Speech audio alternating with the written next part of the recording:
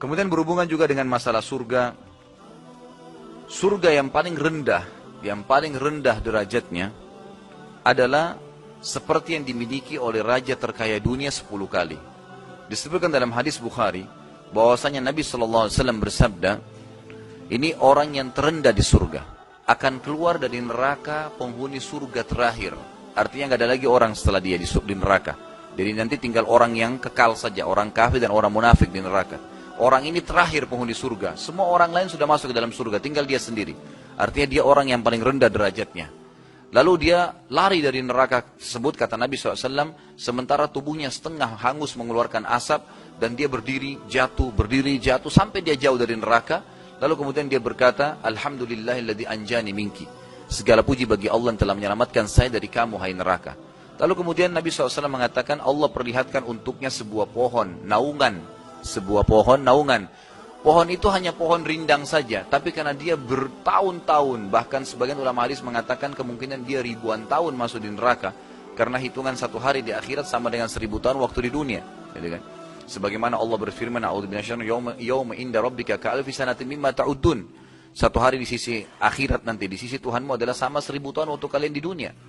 Maka orang ini pun ribuan tahun bersiksa dan tidak pernah lihat naungan. Dan perlu antum tahu, bahwasanya di neraka orang tidak akan rasakan kematian. Tidak akan rasa kematian. Siksaan demi siksaan. Gitu kan. Jadi bodoh kalau orang mengatakan, tidak apa-apa saya masuk neraka dulu, dia tidak fahamin.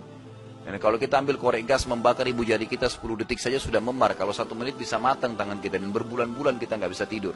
Bagaimana kalau api neraka membakar dan tidak ada berhentinya, tidak ada kematian?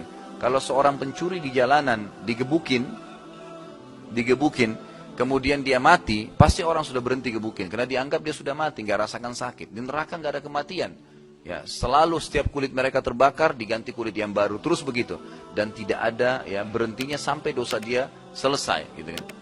Penghuni neraka ini keluar, lalu dia merasa syukur kepada Allah karena selamat dari neraka, dan Allah lihatkan naungan pohon yang tidak pernah dia lihat sebelumnya, karena makanan dari surga buah zakum, naungan pohon-pohonnya semuanya pohon yang penuh dengan api yang panas, meleleh darinya timah-timah yang panas, dan beragam macam siksaan. Tentu ada bahasan sendiri di neraka, bahasan neraka. Tapi yang jelas seperti itulah. Dia melihat pohon, dia merasa sangat rindang. Dan dia mengatakan, Ya Allah, dia langsung mengangkat suara, sampaikan saya ke pohon itu dan saya tidak minta yang lain. Kata Nabi SAW, Allah berfirman kepadanya, apakah kau yakin kau tidak akan minta yang lain? Kata dia, tidak akan minta ya Allah. Maka Allah SWT pun mengizinkan dia untuk sampai ke pohon tersebut. Begitu tiba di pohon tersebut, dia merasa luar biasa, dia merasa orang yang paling banyak nikmatnya Allah pada dirinya. Kemudian dia merasakan nikmatnya naungan. Bagaimana sih kalau kita lagi kepanasan siang hari terus tiba-tiba dapat pohon yang rindang, seperti itu. Lalu kemudian Allah Azza wa Jalla memperlihatkan, kata Nabi SAW, dari kejauhan sebuah pohon yang lebih rindang dan ada buahnya serta ada kuala airnya. Tadi nggak ada buah, nggak ada air. Maka dia pun kagum dan dia mengatakan, tapi dia malu sama Allah. Dia mau minta tapi dia malu. Tadi sudah janji nggak akan minta. Lalu dia bilang, Ya Allah, karena dia tidak tahan, dia mengatakan, Ya Allah, berikan aku pohon itu dan air itu. Lalu berkata Allah SWT kepadanya, bukankah kau sudah janji, hai anak Adam, tidak akan minta? Dia mengatakan, Ya Allah, pohon dan air dan saya tidak minta yang lainnya. Maka diantarlah dia ke pohon tersebut, dia nikmatin buahnya, dia makan sepuasnya. Coba hadir dalam poin ini, ikhwah dan akhwat sekalian. Kalau kita diberikan sebuah pohon, tabulan pot deh, tanaman dalam pot yang ditaruh buah mangga misalnya, buahnya ada 10, dikasih kita, ini hadiah buat bapak, buat ibu, silakan sendirian. Rasanya buahnya kita mau petik sendiri semuanya. Bagaimana kalau kita dikasih pohon yang banyak setelah disiksa yang luar biasa gitu kan. Dikasih pohon dan ada air, dia makan, dia minum, dia puas. Kata Nabi SAW, dia mengira dialah orang yang paling besar nikmat Allah padanya. Padahal dia ini orang terakhir, semua orang sudah di surga. Kemudian dari kejauhan, kata Nabi SAW, Allah bukakan baginya pintu-pintu gerbang surga.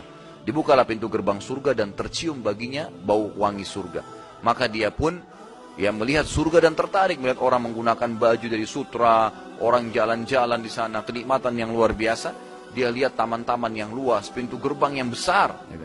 Maka dia pun meminta kepada Allah, mengatakan, Ya Allah, berikanlah saya surga. Kata Allah SWT, kau sudah janji tidak akan minta. Dia bilang, Ya Allah, surga dan saya tidak minta yang lain.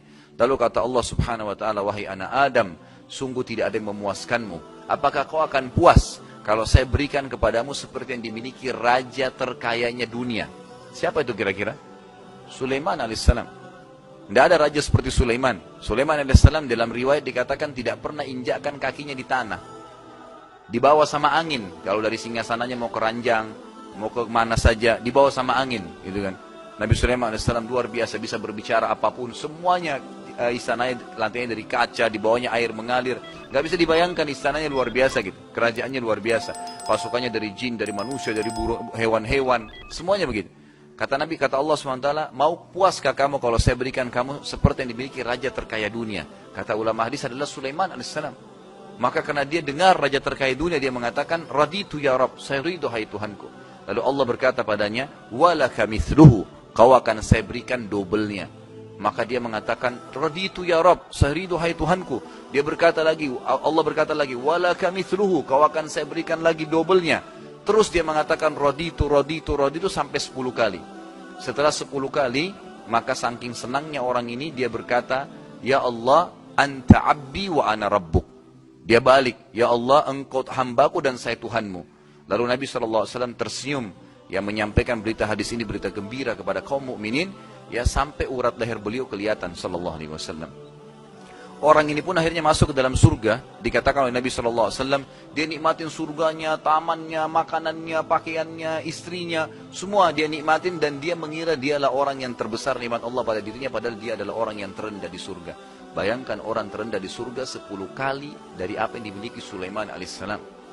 Dan apa yang dibutuhkan sini Bapak Ibu sekalian? Untuk apa? Apa yang kita butuhkan untuk sampai ke derajat itu? Hanya dibutuhkan menikmatin dan mengerjakan apa yang Allah perintahkan. Itu saja. Enggak lebih daripada itu. Kerjakan apa yang diperintahkan, yang wajib dan sunnah, butuh waktu sedikit. Sholat, puasa, zakat, haji, butuh waktu sedikit. Kemudian nikmatin yang halal, lalu kemudian tinggalkan semua yang dilarang, yang haram dan makruh, dan jauhi semua itu. Jangan dikerjakan. Yang haram semua dijauhi. Tidak dijauhi. Tidak ada manfaatnya. Ditinggalkan saja. Maka secara otomatis tinggal tunggu waktu malaikat maut datang menjemput dan kita masuk surga. Itu janji. Kata Allah SWT apa? Inna Allah la yukhliful mi'ad. Allah tidak akan pungkiri janjinya. Dalam ayat lain, wa man asdaqu minallahi qila. Siapa yang lebih jujur daripada Allah dalam perkataan?